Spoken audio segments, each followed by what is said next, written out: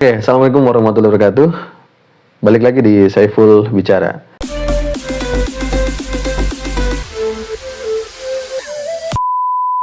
Seperti biasa teman-teman semua, setelah menonton debat Cawapres tadi malam, biasanya kita melakukan analisa dan kali ini saya mencoba untuk merangkum beberapa analisa dari berbagai media dan berbagai pengamat, kemudian coba saya elaborasikan dengan data dan kemudian saya lihat langsung bagaimana percakapan di Twitter.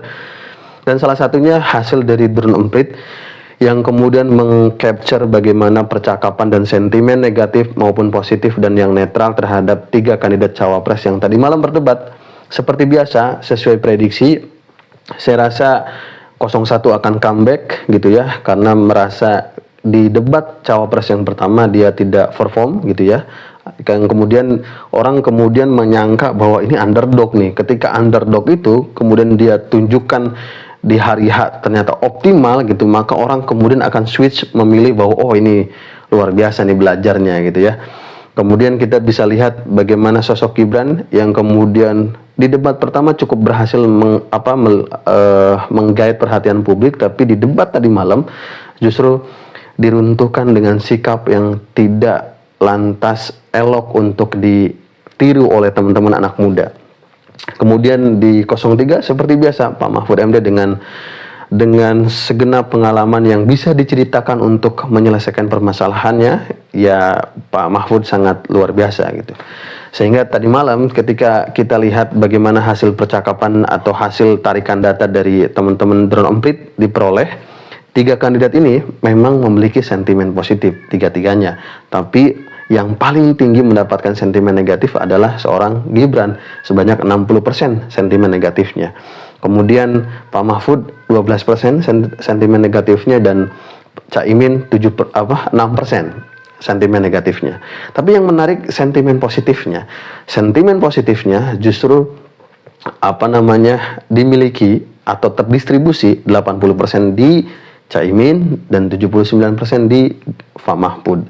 Jadi kita bisa menilai dari sini saja bahwa ada banyak orang yang kemudian akhirnya respect terhadap 01 dan 03, tapi ada banyak orang yang kemudian tidak respect terhadap 02. Kenapa? Karena bagi saya pribadi sebagai seorang yang pernah berada dalam panggung perdebatan, kemudian mengawal kandidat atau melatih kandidat kepala daerah gitu ya, salah satunya untuk membrief gitu bagaimana dia menyampaikan komunikasi politik, kemudian bagaimana komunikasi pada masyarakat secara umum dan sebagainya. Saya rasa memang Gibran ini over gitu, over gimmick, over apa yang kemudian tidak perlu dilakukan, sampai akhirnya orang yang tadinya respect jadi tidak respect gitu kan. Nah kita bisa lihat dari mana, ya kita mulai coba analisa dari yang pertama, dari kandidat pertama dulu deh gitu ya.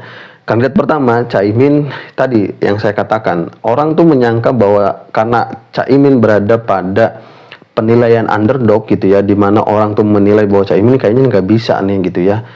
Dan dia punya beban yang cukup besar, karena mengingat Anies selalu menjadi trending ketika debat capres gitu ya. Kemudian beban itu kemudian tersematkan pada pada pundaknya Caimin gitu, sehingga Caimin ingin menunjukkan, tapi itu dilakukan atau itu terasa sekali di sesi yang pertama. Di sesi yang kedua ini yang tadi malam dilakukan gitu, Caimin cukup berhasil melewati fase di mana dia bisa menjadi dirinya sendiri gitu. Nah itu yang menjadi sangat penting, sehingga orang kemudian berbondong-bondong melihat Caimin ini berhasil dalam forum debat cawapres yang kedua atau yang terakhir. Ada banyak hal yang kemudian tersampaikan dengan oke, deliverynya oke, gestur gestur tubuhnya masih oke, walaupun beberapa kali atau sering kali tangannya terlalu dominan muncul gitu ya. Tapi is oke gitu ya. Kemudian secara substansi bisa disampaikan ketika bertanya, dan kemudian sesi tanya jawab terhadap dengan kandidat yang lain juga dia bisa menjelaskan apa maksud pertanyaannya, tidak menjadi pertanyaan terjebak menjebak gitu ya. Kemudian ada beberapa sesi juga yang kemudian menunjukkan bahwa Caimin sudah matang dalam konteks politik dan konteks bagaimana dia menyikapi pertanyaan dari kandidat yang lain. Nah, itu yang kemudian sisi positif dari Caimin. Dan tentu kita juga harus bisa melihat bagaimana satir yang kemudian dilakukan oleh Caimin, kemudian juga beberapa kalimat yang kemudian jadi apa ya, jadi kalau bahasa anak muda itu diulti balik oleh Caimin gitu. Ingat teman-teman kalau tadi malam ikuti dengan seksama, di mana Gibran sempat menyinggung, enak ya Gus jawabnya dengan catatan gitu ya, tapi dikembalikan oleh Caimin. Saya sedikit mencatat, yang penting ini catatan bukan catatan Mahkamah Konstitusi. Ini kan diulti balik oleh Caimin, kemudian berkali-kali menyampaikan tentang etika lingkungan, etika dan sebagainya gitu. Yang kemudian secara garis besar itu menyerang psikologisnya 02. Bahkan ada kalimat yang cukup menarik yang sehingga pada akhirnya saya juga harus lihat apa sih yang dimaksud itu gitu ya, tentang pertobatan ekologis gitu, tobat ekologis. Ternyata ini yang diusung oleh Paus Fransiskus kalau tidak salah. Saya kemudian baca memang sudah lama dibicarakan bahwa memang kita juga harus memperhatikan etika lingkungan ketika bicara tentang eksploitasi dan sebagainya. Jadi ada kalimat-kalimat yang dari Caimin itu yang baru dan segar, dan kemudian bisa orang itu kemudian mencari lebih dalam apa sih maksudnya, dan kemudian tertarik oleh substansi itu. Bahkan ada juga yang kemudian Caimin menyatakan tentang bioregional misalkan. Itu juga kalau tidak salah ya, nanti silahkan dicek, itu juga kemudian jadi satu hal yang dijelaskan juga bagaimana membangun dan sebagainya tentang perkotaan dan sebagainya. Nah, ini yang diperlukan gitu ya. Kemudian itu yang jadi dominan di 01. Jadi ada sentimen yang tadinya ke Caimin itu underdog, karena kemudian delivery cara menyampaikan juga maksimal, akhirnya berbalik dengan sentimen positif. Terbukti dari Drone Emprit ada sekitar 80% yang kemudian sentimen positif terhadap Caimin. Kemudian ke 02 gitu ya.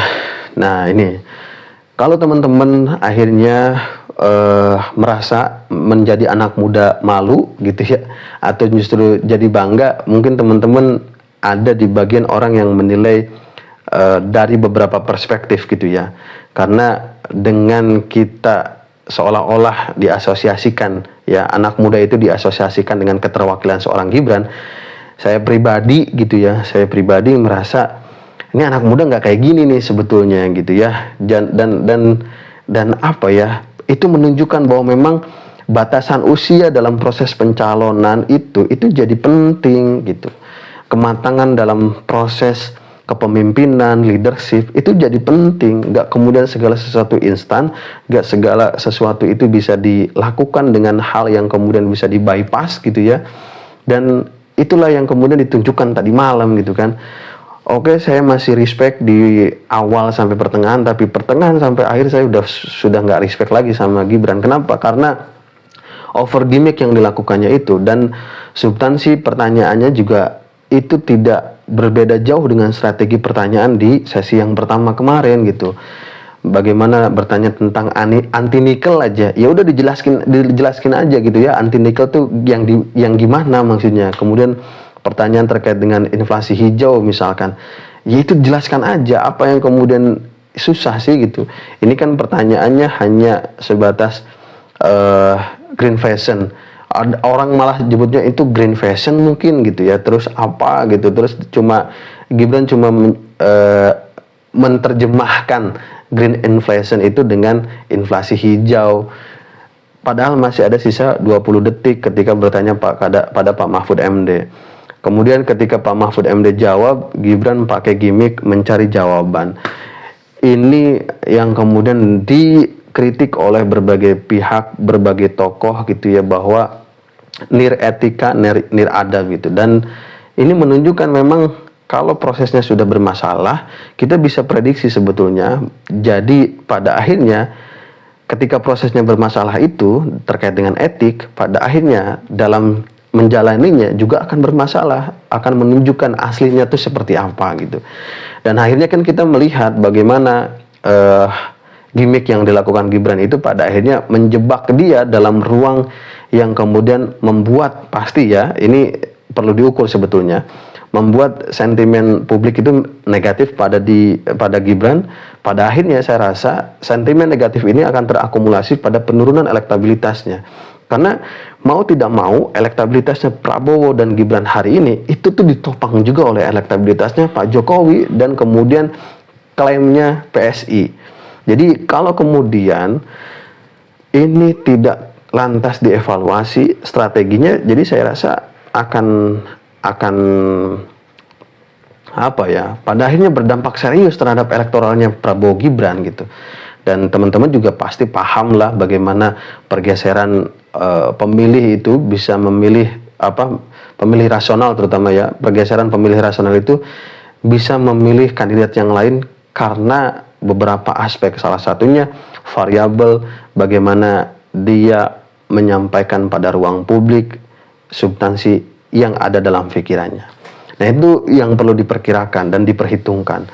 Saya rasa tadi malam, ya itu tadi penilaian saya bahwa dari awal sampai pertengahan masih oke, tapi pertengahan sampai akhir saya menilai bahwa Gibran sudah keluar dari substansi dan dari hal yang kemudian kita junjung dalam perdebatan.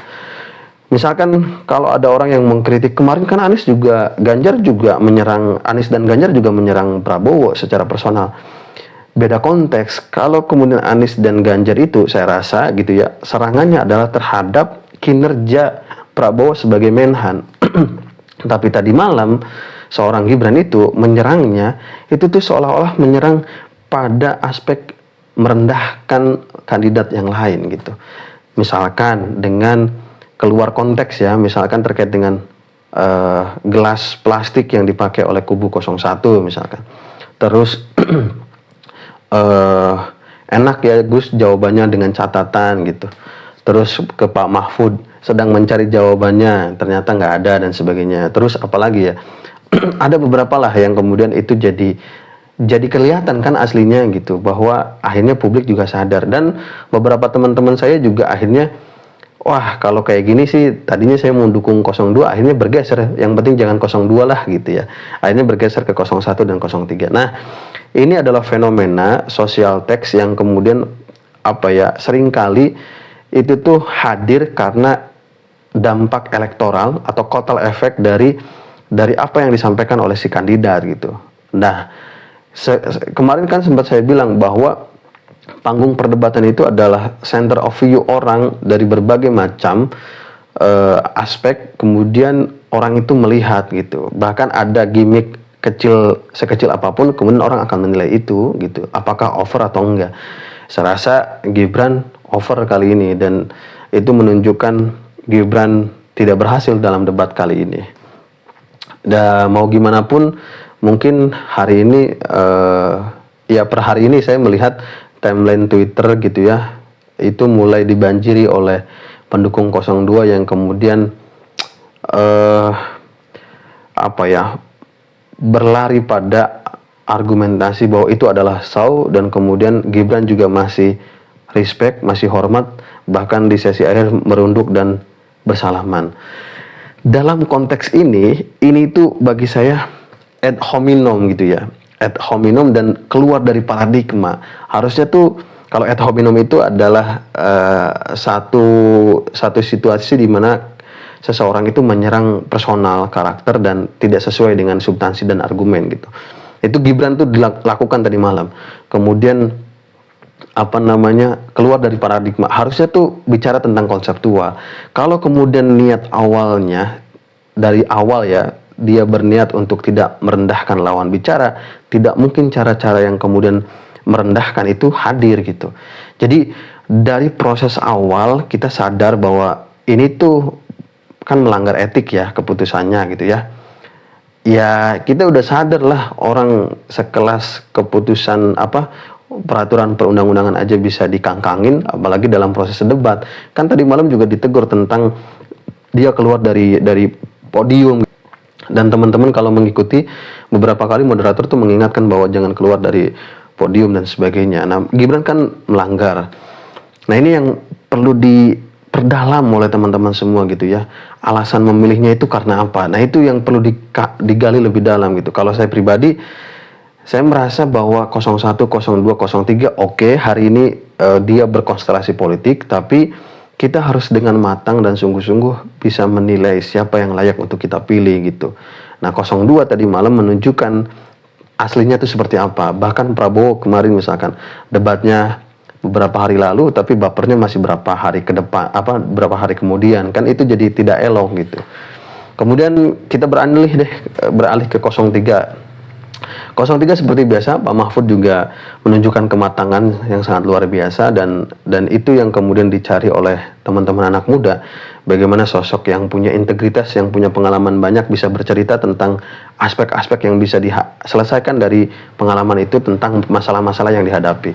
Dan Pak Mahfud juga realistis, bagaimana dia bilang bahwa masalahnya itu di penegakan hukum, yang tidak mau menegakkan hukum itu gitu, padahal ada keputusannya. Nah, ini yang perlu di-underline. Bahkan Pak Mahfud seringkali menyampaikan pengalaman-pengalaman panjangnya menghadapi kasus. Bahkan kalau nggak salah juga menyampaikan kasus tanah atau agraria itu di Menko Polhukam aja sekitar 2.600-an.